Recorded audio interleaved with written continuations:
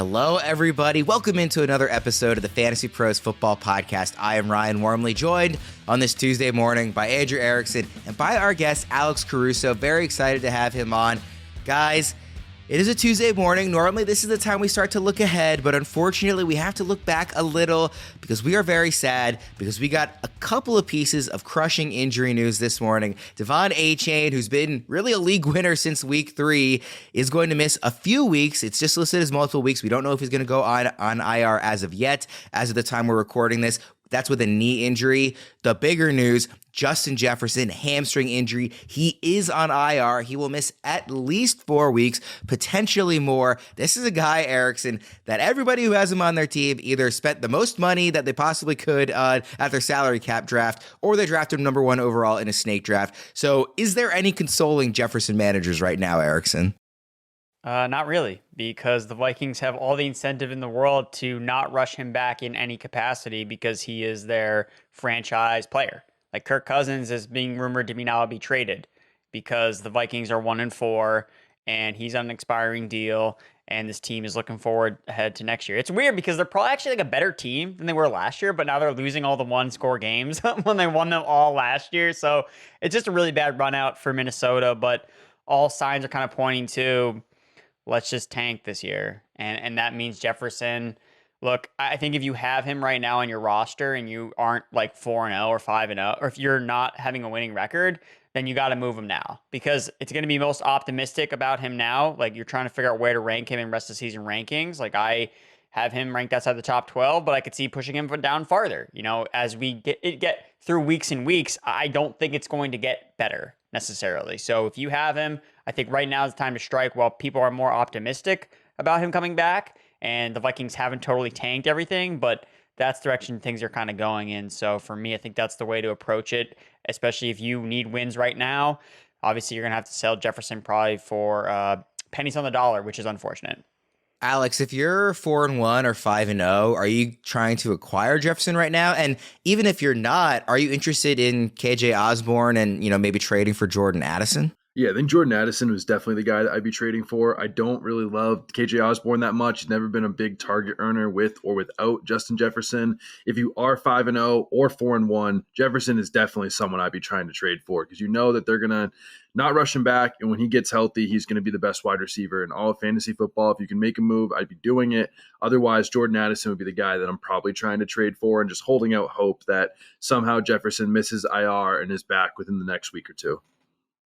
And then on Achane, are we thinking that this will be Mostert's backfield, Alex, or are we worried about, Jeff Wilson is now eligible to practice coming off of IR? We don't know exactly when he'll be back on the field on game days, but he is back practicing. So do we think this is going to be a split backfield, or are we kind of really excited about Mostert now? I think I'm really excited about Mostert. I think it's probably going to be maybe like a 60-40 split, but Mostert's been, he's the number 2 running back in all of fantasy football right now, in at least PPR formats, and I think that he's going to continue the run that he's been on. He's in a great offense, so split backfield or not, I think he's still going to be a top 12 fantasy option every week just because of the offense that he's in and the running back role that they've produced so far. Especially with 2 top 3 running backs, even if more than half of that work goes to Mostert, he's going to be super productive. And Erickson, just on Achane himself, we're just holding on to him, right? This is only, a few weeks as of right now of an absence, so it's not like it's a season ender, right, Erickson? No, I don't think so. He was dealing with an injury before, or at the beginning of the season when he missed some time, and then once he's healthy, you just start him because he's what is he like averaging like 12 yards per carry, something ridiculous. So yeah, I think that he's fine, and I don't like buying injured players necessarily, but he's someone that, if you're sitting on a solid record, you can afford to take on some more risk with guys that are hurt because you already have a bunch of wins. So you can afford to maybe lose a week or 2 here or there. But when these guys get healthy, that's big upside, especially when we get to closer to the fantasy playoffs. Speaking of trading running backs, let's jump into our most traded running backs of the week so far. Here we are going into week 6. I've been saying it for like 3 or 4 weeks in a row, but it's hard to believe we're at this point already. As I mentioned at the top of the show, this is our buy low, sell high running back show. We will start with the most traded guys here, and we will start the most traded guy is Joe Mixon. And so, Alex, I will start with you. Are you buying, selling, or holding on Joe Mixon and this potentially rejuvenated Bengals offense here? Oh, I am always buying Joe Mixon. I mean, I'm probably till the end of time. It's been years now where I'm just buying him no matter the cost. I mean, he's been a top 13 running back 4 straight years where he didn't get hurt. This year, he is seeing top 10 running back level volume. And on the volume that he's getting week to week, those running backs always produce for fantasy football. So maybe we haven't seen the Joe Mixon 5 touchdown explosion week yet, but I think those are coming. He has some really nice matchups coming up moving forward. And at the end of the day, there's not many running back that are seeing the level of touches that he is with the lack of competition that he also has in every single game. Erickson, what do you think about Mixon here? It's a guy that I don't really have on any of my teams because, unlike Alex, I have not been, buying in on Joe Mixon since the beginning of time. But he's been kind of proving me wrong, at least in terms of what I expected out of him this year. Not that he's been, blowing the doors off opponents. But are you buying, selling, or holding on Mixon, Erickson? Buying Joe Mixon. And I think that it's a sharp move, again, with the Bengals offense looking like it's going to be much better now that Joe Burrow seemingly is healed. The calf is all good to go now. He faced the Arizona Cardinals and everything got fixed. So, I mean, look, Joe Mixon's role is the same as it was last year. Like, there's no other running back on that team that's taking away touches from him. Kyren Williams is out here blowing blocks and pissing off Joe Burrow. So it's not like he's going to play anymore. Chris Evans, these guys, are Chase Brown, they're not playing. So Joe Mixon he's just running cold when it comes to touchdowns. He got stuffed at the goal line, I think, like 3 or 4 times against the Cardinals, just couldn't get in the end zone. He had 8 red zone carries in week 5. He had 8 red zone carries entering week 5. So he's going to have a positive, in terms of positive regression when it comes to some of his touchdown variants. We saw it last year when he had that massive game against the Panthers. Hopefully it just doesn't all happen in one game and he spreads the wealth a little bit more. But I think you want to be buying Bengals right now, and obviously you can't get Jamar Chase, so Joe Mixon would be the next guy to target. We've actually got a Bengals poll up on our Sunday episode on Spotify, so everybody should go check out that episode if you want to get some instant reactions and some injury reactions as well on that show. Those are every Sunday night. But we have a poll up here, and I want to get your guys' opinion.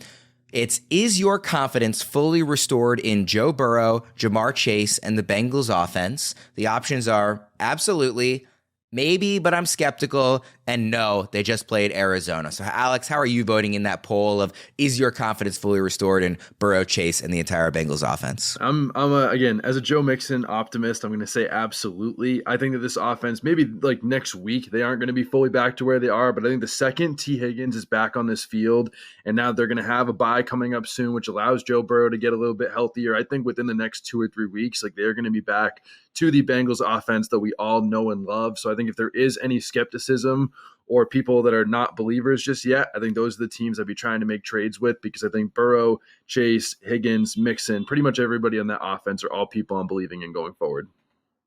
Erickson, what do you think? Absolutely, maybe, but you're skeptical, or no, they played Arizona? Absolutely, because who are they playing this week? Seattle. And then they have their bye week, and then they're going to, you know what? Bold prediction right here. The Bengals are going to hand the 49ers their first loss of the year after their bye week. So Joe Burrow coming out after the bye week, I think that this team's going to be firing on all cylinders at that point. And I know the 49ers are a fierce team and the number 1 team kind of viewed. I think the Bengals beat them.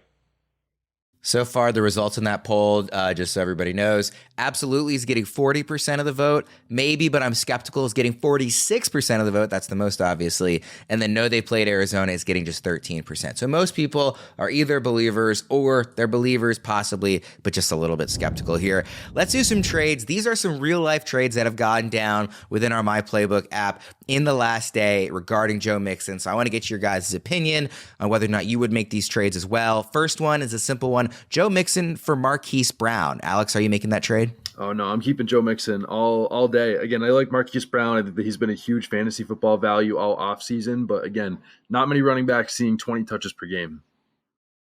Next one here is Joe Mixon plus Jonathan Taylor for Justin Herbert. And this is in a super flex. So Mixon and JT for Herbert in a super flex. What do you think, Alex? I think that, oh, man, that's so tough. I think I'd have to make the move. I'm always chasing the upside, so I think I'd probably make the move, but I definitely would be a little bit scared to make a trade that big. Yeah, that's a blockbuster for sure. And then the last one here, Joe Mixon plus Elijah Moore for Kenny Gainwell plus DK Metcalf. Again, that's Mixon and Elijah Moore for Kenny Gainwell and DK Metcalf. What side are you taking? I'd probably be taking the Joe Mixon side. I think that's that's where the upside is. That's where the volume is. I like the other side of it. I also do like Elijah Moore a lot. I think that he's someone that hasn't produced, but really sneaky upside with the target volume that he's getting. Plus, again, I'm taking the volume guys side of the trade for sure. Erickson, are you making any of those trades to get rid of Mixon, or are you keeping the Mixon side on all of them? Keeping Joe Mixon. He's getting fed, man. Those touchdowns are going to come, especially against Seattle. Come on. The NFL season is going strong, and DraftKings Sportsbook is hooking new customers up with an offer that's even stronger. Bet $5 on any game this week to score $200 instantly in bonus bets, and DraftKings isn't stopping there. All customers can take advantage of a sweetener offer every game day this October. This week, I think one of the most intriguing games is Seahawks-Bengals, the aforementioned game. The spread is Bengals by 2.5, and the total is 46.5. I do like the over there. That's over on the DraftKings Sportsbook app. So the books think Cincy might be back as well. They might be voting absolutely in that poll on Spotify. However you bet that one, get in on the game day greatness. Download the DraftKings Sportsbook app now and use code FANTASYPROS. New customers can score $200 instantly in bonus bets when you bet $5 on the NFL. That's code FANTASYPROS only on DraftKings Sportsbook, an official sports betting partner of the NFL. The crown is yours. Fellas, the other running back I want to talk about here in our most traded segment is Brian Robinson. So Erickson, I'll start with you this time. Are you buying, selling, or holding on Brian Robinson right now? I'm going to buy Brian Robinson. I've overall liked what I've seen from him as a rusher. Now, his receiving role is not necessarily great, but it's been kind of increasing the last couple weeks. I know Antonio Gibson is still involved, but I mean, he's had pretty poor runouts the last 2 weeks when it comes to like game script. And he hasn't totally just landed on his face. Like, he's done enough where it's like, okay, he's still getting some points here and there. And when the Commanders have more favorable game scripts where they're more in games and it's more back and forth, well, he's their bell cow back. And if anything were to happen to Antonio Gibson, like, he would probably take on a 3-down skill set role. So I actually like Brian Robinson. I think that he offers a really safe floor, and I think that his receiving is actually a lot more than I expected it would be. They're designing plays for him in the passing game, and he's looked good. Just like he passes the eye test for me whenever he's getting the ball. He's looking more explosive than he was last year, and he's looking, I think, kind of spry as a receiver. So as much as I love Antonio Gibson, the team doesn't love Antonio Gibson. They love Brian Robinson. So I think that backing a running back that the team really likes a lot and is getting a lot of volume, I think is a sharp move, especially after a couple down weeks.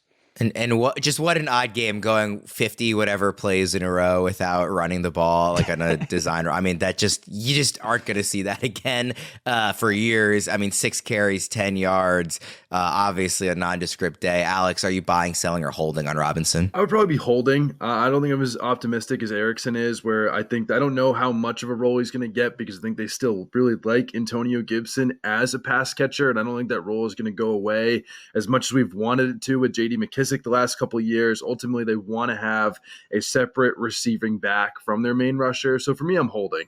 I think there isn't a lot of value for a trade because of the last couple of weeks. I don't think people want to give him up for I'm not going to get back the return that I would want if I'm giving him up, but I don't think that I'd be going out to trade for him for massive upside. So I think I'd be holding. I like what I've seen. I think there's more potential, but I don't know if he's necessarily the league winner just yet if he can't get that passing role.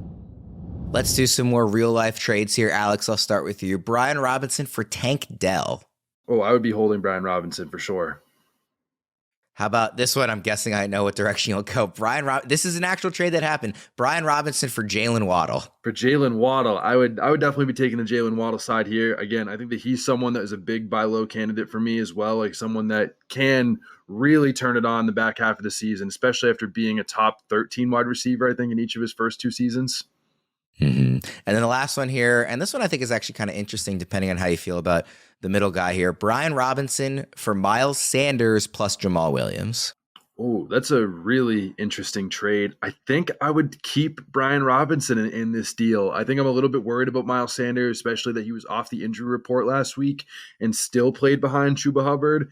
I think that Kendre Miller is going to grow a role for the Saints. I think that Alvin Kamara is still going to be their number one guy. So I'm a little bit bearish on Jamaal Williams. So for that reason, I think I'd be chasing the upside a little bit more with Brian Robinson, even if he doesn't get that pass catching role we've been talking about. I'm pretty sure I agree with you on all three of those. Alex, are you going to make it a clean sweep? Erickson, Tank Dell was one option, Jalen Waddle, and then Miles Sanders plus Jamaal Williams was the third. I agree with Caruso. I think that I'd rather have Waddle, but the other ones I'd rather have Brian Robinson. I mean, I don't want two backup running backs for Brian Robinson. And Tank Dell has a concussion, so he's not even going to play. He's probably not even going to play this week. So you got to keep B-Rob in most cases, except if you can upgrade to a guy like Jalen Waddle, who I think, again, if there's no Achan, like, where are the explosive plays going to come from? I think that you could see Waddle see a spike, and even though that's not the narrative, it's like, okay, they're ripping off all these big plays with Achan. Okay, now where do those big plays go? Tyreek Hill, and I think Jalen Waddle is going to have more splash plays with no Achan for a while. That was our most traded running back segment. And before you guys make any trades, you need to check out our trade analyzer at fantasypros.com/myplaybook or on the Fantasy Football My Playbook app. Instantly see who wins any trade and how it shifts the balance of power in your league for the week, the rest of the season, and even beyond for dynasty leaguers. Stay ahead and play smart with the trade analyzer on fantasypros.com/myplaybook and on the Fantasy Football My Playbook app. Let's go to our buy low segment here on the running backs. Alex, we're starting with you, and you have Jonathan Taylor here, and I kind of say that ahead of time to also say that this was Erickson's original sell high running back before you made your picks. So we have some natural debate here. Alex, make the case for why he should be a buy low and not a sell high. Well, I think that they plan to ramp him up over the course of the next couple of weeks. That's been what we've seen. Zach Moss had a really great game, and I think people are already really worried about Jonathan Taylor. I think my argument would be as simple as Zach Moss right now is the running back 7 in fantasy football. And I think that Jonathan Taylor is a whole heck of a lot better than Zach Moss is. So I think over time, he is going to overtake that role, be a top 10 running back. Maybe it's not going to come this week, but I think the price that we're seeing in some of these leagues right now for what people are willing to give him up because they're worried is the exact reason that I'd be buying him, especially with how productive the running backs have been in this offense with and without Anthony Richardson in the lineup. Erickson, what do you think on Taylor? Was that enough to convince you that you should have been coming at this the opposite direction? Well, I think it depends on what you're... I mean, if you need wins now, like Jonathan Taylor doesn't really help you a lot. And who has Jonathan Taylor on their teams? A lot of teams that don't have a lot of wins because they drafted Jonathan Taylor. So that's an issue where it's like... Because I don't think Zach Moss, at least in the next 3 weeks, because they talked about the ramp-up period being over like the next month. Like that was the report that dropped before this week's game when Jonathan Taylor played like 10 snaps. And Zach Moss was a bell cow against the best run defense and looked like freaking Adrian Peterson dropping missed tackles. So, look, Zach Moss has played really well. Like, why are they going to get away from Zach Moss? And people will argue, okay, well, they paid Jonathan Taylor. They got to use him. It's like, yeah, they paid Jonathan Taylor, so they don't want to use him and run him into the ground. Like, they have a long-term commitment to him. Why not make sure that he stays in good shape and doesn't get hurt? How do you do that? You limit their touches. So for me, I don't think that Moss is going to go away. I think he's done enough and proven enough. Again, they traded for him last year that he can stick around and be a good enough running back. So that's my only concern. I do think, again, if you're 4-1, 5-0, you want to trade for JT, makes a lot of sense because I think that, yeah, eventually he will have a lot of big games because he is good. But if you need wins right now, like JT's not the guy you want. Alex, does the injury to Anthony Richardson impact how you're valuing Jonathan Taylor moving forward at all? Yeah, I think it makes me want to buy Jonathan Taylor a little bit more. I think that takes away some of those design runs that we'd see from Anthony Richardson. I think it allows it to a little bit be more like what we saw from Zach Moss when Anthony Richardson was out really in most of week 2 and week 3, where they just gave him even more touches. I know maybe the efficiency's down a little bit, but again, just like Joe Mixon, I'm definitely a big volume guy. I think Erickson made really good points though, that if you are a team that's, 0-5 at this point or 1-4, you're trading Jonathan Taylor. My reason to be buying him as the biggest buy low is if you are 3-2, 4-1, 5-0 right now, I'm sending out a trade offer for Jonathan Taylor in every single one of those leagues from those desperate teams that need a win right now. Erickson, let's move to your buy low running back. Who you got for us? This one's okay. You're not buying low unless it really feels gross because that's what you got to do. So my buy low running back is Rhamondre Stevenson because nobody wants Patriots players. Patriots are the worst team in franchise ever. Their offense is never going to score another point ever again because that's the narrative right now. And this is when you want to strike a buy low deal, because you're never going to get a running back with a 3-down skill set who could be a bell cow for cheaper than Rhamondre Stevenson is right now. So the Patriots offense has obviously been horrible, and Rhamondre is coming off his worst game of the year in terms of just total volume. But when I rewatched that game, like, he actually looked the best that I've seen. Like, to be totally honest, like, he was ripping off bigger runs. His only really bad run was a pitch out that he got tackled 5 yards behind the line of scrimmage. And he had 2 targets on the first drive, and they never went back to him.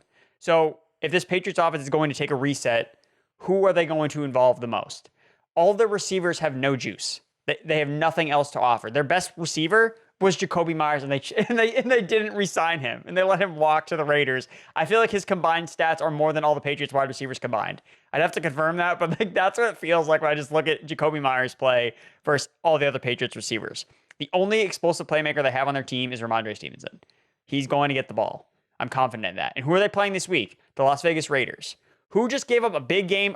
I shouldn't say big game, a decent game to A.J. Dillon, who couldn't do anything for the entire season. The Raiders. So Patriots 0-2 the last 2 games. They got beat by the Raiders last year in that horrible, like, Jacoby Myers throw. Like, this is a good spot, I think, for Rhamondre to bounce back, to have a big role, and to jumpstart this, what's left of this Patriots offense, because they have no answers. And I think he's the answer that Bill Belichick is going to go to. So for me, he's the buy low guy. The Patriots have scored 1 touchdown in the last 3 weeks. So to your point, this is as ugly as it gets. Alex, quickly, what do you make of Rhamondre? Yeah, I mean, I think that, again, Erickson said is fair points. Like, that if this offense gets rejuvenated, it's going to be through Rhamondre Stevenson. But I think this franchise could not be looking more sorry post Tom Brady. And I am really worried that they are not going to try to jumpstart this offense. They're just going to end up tanking for Caleb Williams at this point. I mean, this team has showed no fight, no dog in them. Like you said, it can't get any uglier. It is at rock bottom, but I worry about the fact that they're just going to end up limiting his touches or shutting him down, because I think he is the star of their franchise. And if this team is, 1-6 or 1-7 after the next couple weeks, they have no incentive to run Rhamondre Stevenson in the ground, and they have shown no signs of changing their offensive game plan to fix this offense whatsoever. And with that being said, like, I just don't want to be buying Rhamondre Stevenson, because I have no faith in this coaching staff to get him right. Yeah, quite frankly, there's maybe like 7 teams that shouldn't be tanking for Caleb Williams. He is special. This isn't a dynasty show, though. Let's go to the sell high running backs. Alex, we'll stick with you for your first guy here. Yeah, I think that as far as sell high running backs go, my mind definitely has to go to James Cook. I mean, I think, again, when you think of a smaller back that's touches have gone down each of the last couple weeks, I think the reason you can still sell him high is because he is the running back 1 in the Bills offense. And that's always something that people will buy in fantasy football because it's a valuable role. But he's gone down in touches 3 straight weeks. His snap share has consistently gotten lower, and they're getting these bigger, more durable backs involved. Even in the passing game, his usage has gone way down. So if he's not getting pass game usage, his snaps are going down, his touches are going down. I think that James Cook is probably a sinking ship at this point, and I think there is still a lot of value to be had for people that are believing in him and wanting to maybe buy low. But for me, I'm trying to sell high while I still can. I think that one of these other running backs takes over and outscores him for the rest of the season. Erickson, what do you make of James Cook? Because it's somebody that we've talked a lot about on this show and somebody that we've generally been pretty positive on. He's down at RB16 in our up-to-date rest of season rankings. That's in half PPR specifically. Also, just to note, Cook actually was the most traded running back yesterday. I didn't include him in that segment because I knew we were going to talk about him later here, but he was actually even more traded than Mixon and Robinson. So people are moving him and buying or selling depending on what side of that you're on. So what do you think, Erickson? I like buying James Cook. Again, it's coming off a game where he rushed for negative yardage. So it's really easy to be like, all right, yeah, this guy sucks. Like, I want to get rid of him. That's why he's getting traded. He still had 4 targets, but it was a game where the game script just didn't really work necessarily in his favor as a rusher, and that's really where he's been at his best. I mean, he's been a super explosive running back so far this year, and we've seen him kind of dabble a couple times in the red zone. So I guess it really just comes down to price. Like, I understand where there's a bearish case, but it's all price sensitive. So if the market is really low on a starting running back on the Buffalo Bills, like, that's usually something that I'm just kind of interested in. Like, I'm interested in those optics because we've seen James Cook, despite how ineffective he was in this past game, 62% snap share. That tied a season high for him. So again, snaps are one of the things you look at by running backs, and it's like running backs that play a lot, they score a lot of fantasy points. Just didn't happen to work out in this particular game where the entire Bills offense did absolutely nothing in the first half, and they completely abandoned the run game because they were just like, well, Josh Allen has to go into superhero mode. So I think with some favorable matchups coming up where you can see the Bills playing with a positive game script, I think that James Cook is still the guy they want to feature there. They still want to run the football. And when they've won games, it's because they've been balanced. And when they lose games, it's because they are not balanced on offense whatsoever. So I don't think Latavius Murray or Damian Harris have done enough to like, oh, well, they're going to take the job. It's still James Cook that they want to be the guy here. So I would buy low just because I think that I want exposure to this Bills offense, and he's probably the cheapest way to do it. Erickson, let's stick with you for your top sell high running back. Yeah, for me, so it's going to be Alexander Madison. Oh, no, it's not going to be Alexander Madison. I've talked about him. We're on not every going to get a single third show. straight week of Alexander Madison sell high Dude, talk. because it's the move to make, man. Now, no, Jefferson, people are going to spit it. It's like, oh, it's good for the run game. It's like, no, it's not. It's bad for the offense. It means it's bad for Alexander Madison, who's losing snaps to CJ Ham now. But, okay, I digress. We'll move to my actual sell running back here, and it's going to be Kyren Williams for me for the Los Angeles Rams. So we didn't really see him lose any snaps or touches to Ronnie Rivers this past week. I didn't really expect that. I just don't know how good Kyren Williams really is as a running back. Like, it's really the Rams' RB1 role that the reason he's been so effective. He scored 6 touchdowns in the first 4 games. Well, then what happened last week? Well, Cooper Kupp came back. And what happened? Kyren Williams didn't score a touchdown. And he also only saw 2 targets. The targets through this offense go through 2 guys, Puka Nacua and Cooper Kupp. Like, they're not going to feature Kyren Williams as much in the passing game, especially with those top 2 guys back in the offense. So that hurts him from a receiving standpoint when he was actually seeing a decent amount of targets from Matthew Stafford to start the year. So then you look at his efficiency metrics, second worst in the NFL in rushing yards below expectation. Like, he really is not this like effective runner, and that's not really surprising. He was a day 3 pick, didn't come out. He's not a super explosive running back. I mean, he reminds me a lot of Clyde Edwards-Helaire, who famously last year was also really productive in the beginning of the season because why? He scored a bunch of touchdowns on a good offense. So I'm like kind of seeing it in my mind again that, Kyren Williams is just kind of like another retread of the Darrell Henderson, just not really a great running back that really got his status boosted because of the situation and the role he was in. I mean, he's already scored 6 touchdowns. Are we going to expect him to score 15, like 12 so for me, that's the reason why I think I'd be trying to just move off of him, hoping that someone still views him as that guy. He has an injury track record. And I mean, if Ronnie Rivers were to step into his role, I think we would probably see almost identical production that Kyren Williams is putting up. So that's why I like stashing Ronnie Rivers where I can. But at the same time, I think Kyren is just kind of a jag. And if you can trade him for a more stable asset, I think with more upside, that's probably what I would do.